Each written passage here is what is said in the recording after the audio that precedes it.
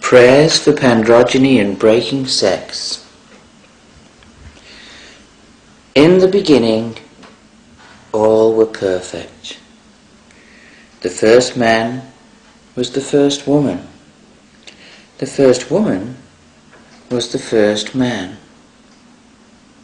until the whispering began. She is here. He is her.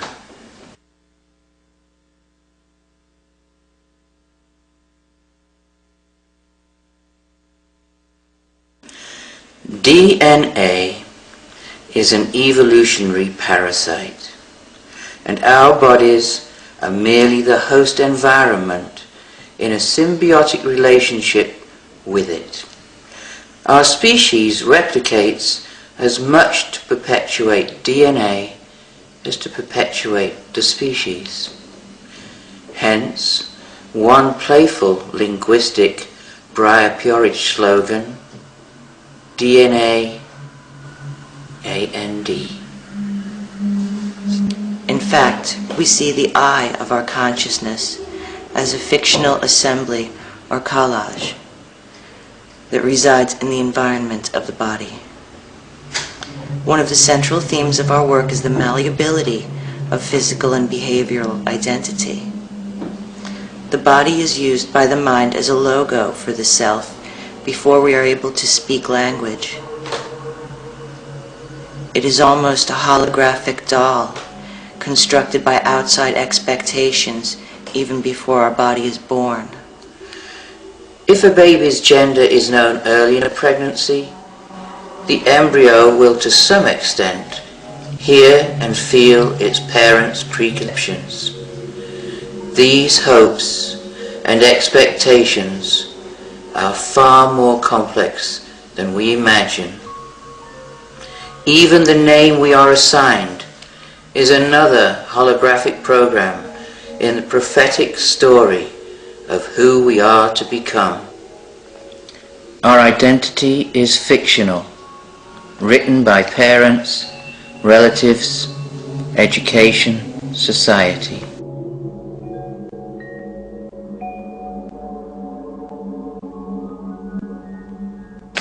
The work of William S. Burroughs and Brian Geisen has been highly influential, particularly in relation to the practice of the cut-up. In many ways, they saw the third mind as an entity in and of itself and themselves, something other, closer to a purity of essence and the origin and source of magical or divine creativity that could only result from the integration of two. Briar-Peorage experiment with various disciplines and practices to apply the cut-up to behavior, to identity, to gender, and to deconditioning as far as possible the fictional character written by consensus reality. Briar-Peorage have attempted to cut up, erase, jumble, collage, highlight, and crossfade every possible inherited perception and take nothing for granted.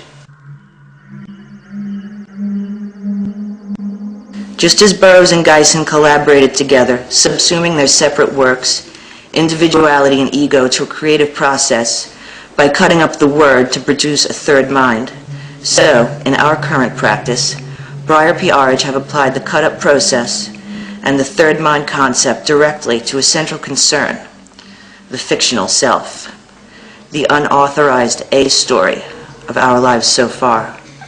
Briar-Peorage both subsume our separate bodies, individuality and ego, to an ongoing and substantially irreversible process of cutting up the identity to produce a third being, an other entity that we call the Pandrogeny.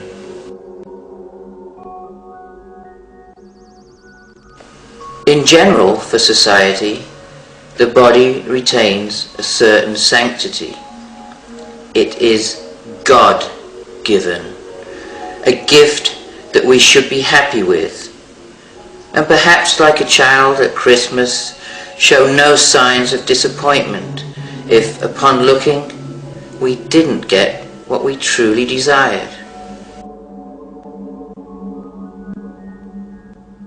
Both of the artists that represent Briar Piarge are prepared to express their dissatisfaction with this fatalistic and redundant view of the physical body, and to go farther and embrace all the surgical, chemical, and psychological advances that will enable them to create the new Pandrogeny. Lady J calls the human body a cheap suitcase that we carry around our consciousness, our self, in. Genesis Briar Piarge likens it to a coral reef, a sophisticated biosystem that allows our consciousness to be mobile. Briar Piarge feel that their practice is not as concerned with gender as it might first seem. Some people feel they are a man trapped in a woman's body. Some people feel they are a woman trapped in a man's body. Briar Piarge just feel trapped in a body. The Pandrogeny is a positive androgyne, more hermaphroditic than any gender. The Pandrogeny is our third entity. But not the third gender.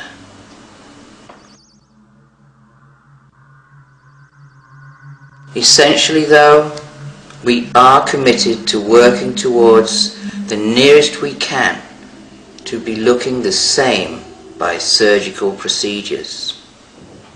Thereafter, it is a matter of intent and impression.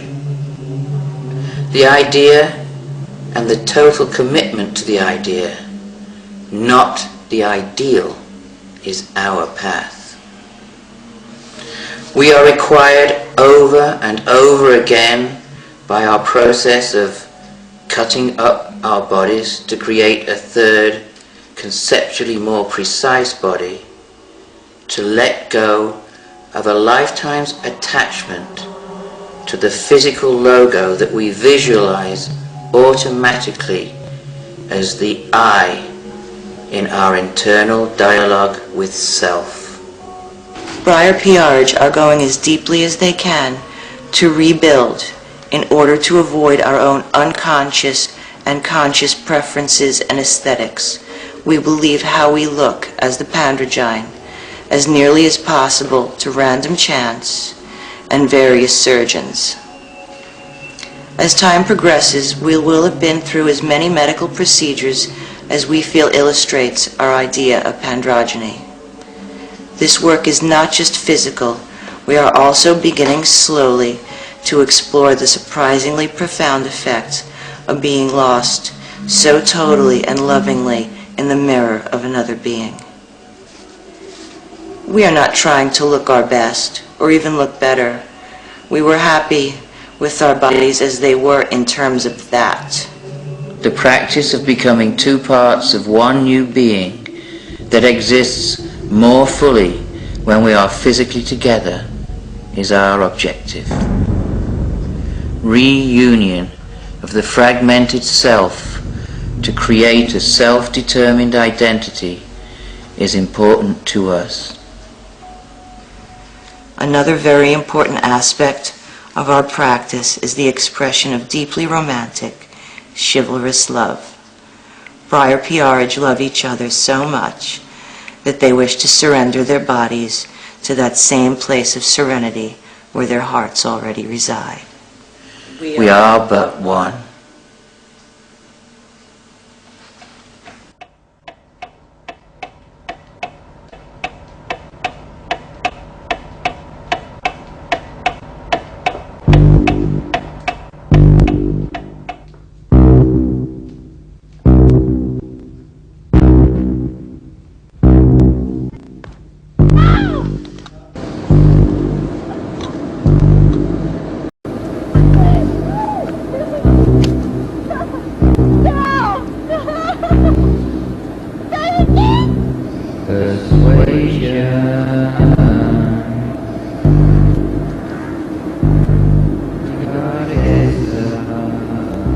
Looks like a Derek Jarman film, doesn't it?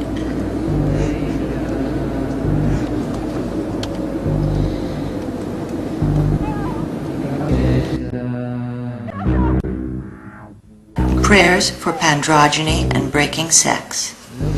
Never before has a generation felt such a rage to live. Destroy gender. Destroy the control of DNA and the expected. Every man and woman is a man and woman.